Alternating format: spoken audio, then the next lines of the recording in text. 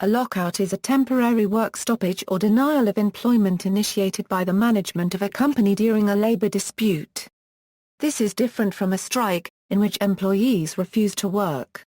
It is usually implemented by simply refusing to admit employees onto company premises, and may include actions such as changing locks and hiring security guards for the premises. Other implementations include a fine for showing up, or a simple refusal of clocking in on the time clock. It is therefore referred to as the antithesis of strike. Causes: a lockout is generally used to enforce terms of employment upon a group of employees during a dispute. A lockout can act to force unionized workers to accept changed conditions such as lower wages. If the union is asking for higher wages, better benefits, or to maintain their benefits, an employer may use the threat of a lockout or an actual lockout to convince the union to back down.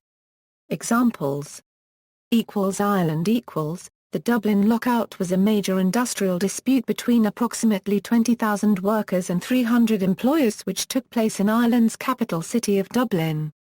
The dispute lasted from August 26, 1913 to January 18, 1914, and is often viewed as the most severe and significant industrial dispute in Irish history. Central to the dispute was the workers' right to unionize. United States. In the United States, under federal labor law, an employer may hire only temporary replacements during a lockout. In a strike, unless it is an unfair labor practice strike, an employer may legally hire permanent replacements. Also, in many U.S. states, employees who are locked out are eligible to receive unemployment benefits, but are not eligible for such benefits during a strike. For the above reasons, many American employers have historically been reluctant to impose lockouts, instead attempting to provoke a strike. However, as American unions have increasingly begun to resort to slowdowns rather than strikes, lockouts have become a more common tactic of many employers.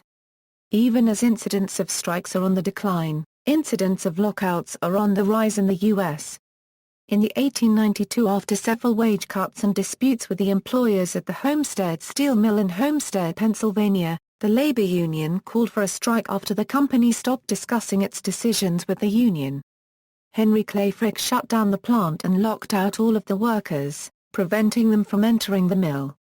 Recent notable lockout incidents have been reported in professional sports, notably involving Major League Baseball in the 1990 off-season, the National Basketball Association in the 1995 off-season, the 1996 off-season, and the 1998 Euro 99 and 2011 Euro 12 seasons, the National Hockey League in the 1994 Euro 95, 2004 Euro 05 and 2012 Euro 13 seasons, and the National Football League in the 2011 off-season.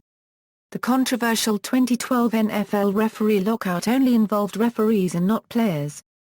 In 2005, the NHL became the first major professional sports league in North America to cancel an entire season due to a lockout. Australia.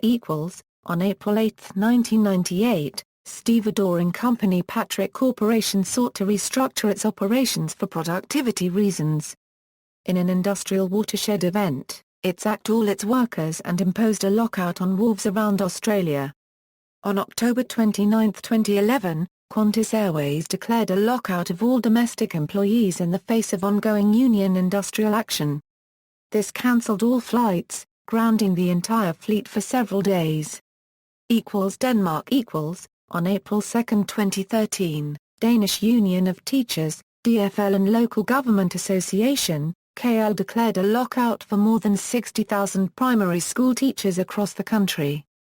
Over 600,000 students were affected by the lockout and could not return to school.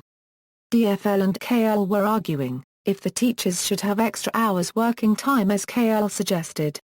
DFL were against it and could not find a solution. After 24 days of being locked out, the teachers lost the battle on the 25th of April 2013 with a government intervention which ended the lockout. The current government chose to apply all of KL's main demands and the teachers got a small wage raise as compensation.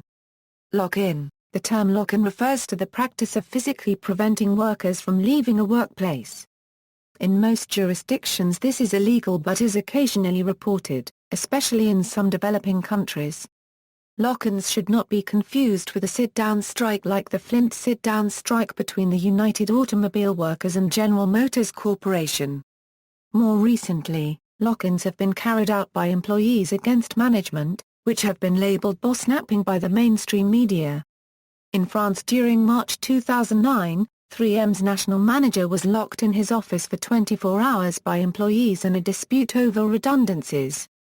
The following month, union employees of a call center managed by Synovate in Auckland locked the front doors of the office, in response to management locking them out.